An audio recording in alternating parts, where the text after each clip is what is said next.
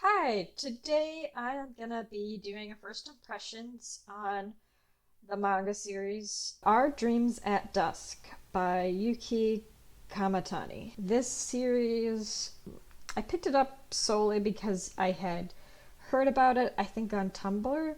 Somebody had made a post saying that this was a really good queer story, lots of good stuff there. So I picked it up. First thing I noticed just picking it up was because I picked it up obviously and like leafed through it. The art is nice. It's a bit more. It sounds weird to say it, but I'd call it. It looks like a bit more of a mature art style in the sense that like it seems less roundy and cute.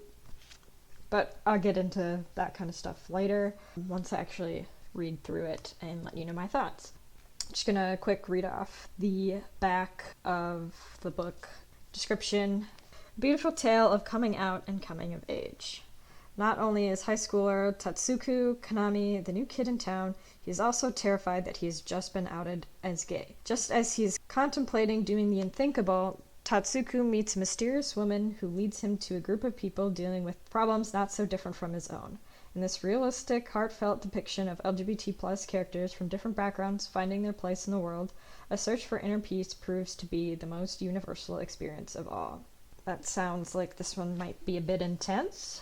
So I'm going to take a break now, read the book, and come back, tell you what I think. Alright, I'm back. I just finished reading. Wow. This is a doozy. It's very good. I like it a lot. The story is really good, really relatable, and just, it's very heartfelt and very sweet. I think anyone who has had the experience of struggling with their sexuality can really relate to this, especially if you live in a place where things aren't fully accepted. It starts with the main character, Tatsuku. Some kids in his class find some things that make them think, oh, maybe he's gay. And it kind of gets spilled out over his whole class. And he's terrified of this experience and he doesn't want to admit it. And so he plans to end his life. And as he's about to do that, he sees some woman that he thinks just jumped off somewhere. And so he runs there to where she was to call for help or to let somebody know.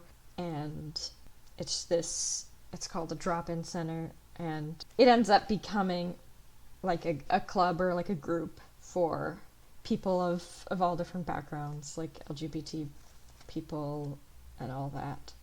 And he slowly gets closer and closer with opening up about his own experiences and opening up to the people there. So just from that description alone, it's a bit more intense. Characters, the main character Tatsuku, he's got a pretty relatable experience. His struggle is very interesting and it's complex, and I like the way it's represented in the book, because there's a lot of it that just isn't straight up told to you, but is shown through. It is actually they're using the medium of a comic, of a manga, well in that department of being able to visually show things rather than necessarily having the character think it.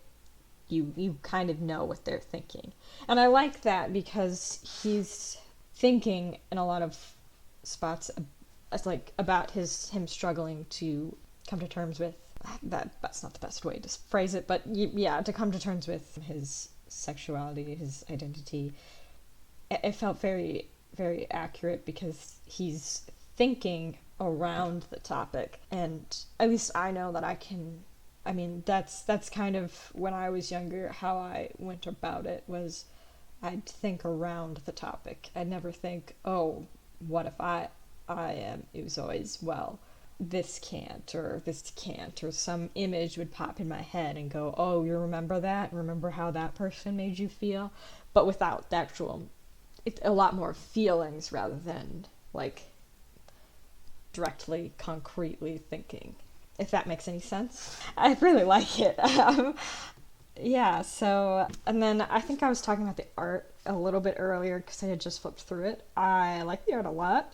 As I said before, it's a bit more of a quote unquote mature style. I just mean by that it seems like it's going for more realistic, not like full realistic, but it's going for a bit of a more realistic style, realistic anime style, where a lot of these, and maybe because the main character's a guy and it's from a male's perspective that they have it not so girly, as I noticed a lot of the ones that I have read lately. Everything's drawn with that moe style, the very cute, cutesy, roundy way, and this is more. It's got a slightly more shonen style or seinen style to the art. So I guess just getting into some of the details of it. What representation is there in it? In this first volume, there's a lesbian couple who are very sweet and very interesting. They're a couple that has conflicts and are different, but they really inspire the main character, and that's cool. So yeah, there's a lesbian couple, and the main character, he's gay, and that's all as of right now that they've shown for sure. But everybody's, at very least, everybody else in the drop-in center group are all at the very least allies, and so that's a surprising welcome for him. There is, however, and I'm going to pop into this triggers section, there is, obviously, as I mentioned, mentions of suicide, and so if that's a big trigger for you, maybe avoid it. Although it doesn't, like, show really anything, it doesn't get very graphic, they don't use that word, so maybe it's okay. I don't know, your own judgment there. And then there is homophobic language in it. Less specific, there's not a lot of slurs in it, but it's more the nature of the discussion type of thing. Like, he's sort of bullying, sort of not, stuff where it's vaguely homophobic. There's some of that in there, but it's intended as that is what it is, and these characters are experiencing this, which is true to life. Yeah, it's very much a drama and very emotional, so if you're here for angst drama, but a very realistic and relatable story, this is a very good for that. The total volumes for this is 4. I'm not sure how many chapters that ends up being, probably about 20 chapters. So it's a pretty short series, which is nice. I always like having something I can pick up and read, and if I'm collecting it, I don't have to buy a million volumes. Not that I collect much. I'm curious as to where it's gonna go in 4 volumes, because from what I've read of this so far, I'm like, I could read a lot of this. The author of the series, their name is Yuhki Kamatani. They are queer themselves, which you can kind of feel that this is coming from a bit more of a personal place. They are ex-gender and asexual.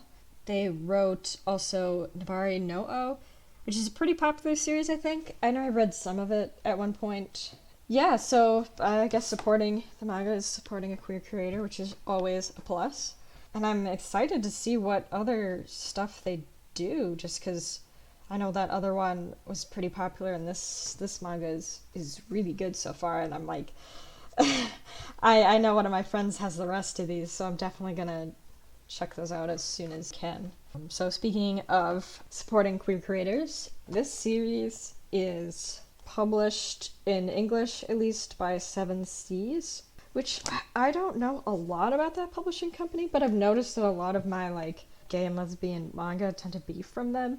I don't know what that means. Maybe I'll look up that company at some point. This is $13 in the US, $16 in Canada, so it's a bit pricier. I've also noticed that the manga from this company tends to be a bit more expensive. One thing I forgot to note earlier is the rating of this series. It's rated teen.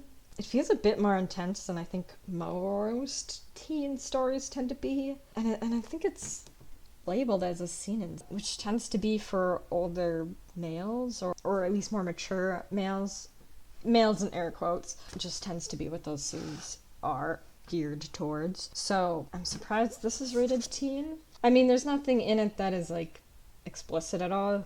I don't even think there was a kiss in this book. So like, so it's not, as far as that stuff. I don't even think there was alcohol. So yeah, maybe the rating probably is fair. It's just intense. So most teen series aren't as intense as this one. I guess if you haven't or aren't in a country where there is the manga volumes that you can purchase, you can find this series on Manga Rock, Manga Lot. Looks like a few other sites. Manga Rock I've used before. I know that one, works. It doesn't cause me any problems. So that's a place to check it out. It would be good to financially support this series, just because I want to see more from this author. So I'm campaigning you buy it. But of course, if you can't, it's a very good series. I want you to read it no matter what. Read it where you can. As I said earlier, I really can't wait to read the rest of this. It's really good. And maybe I'll do a full series one once I finish the whole thing. So I'll check in with you guys next time, I suppose. Thanks. Bye.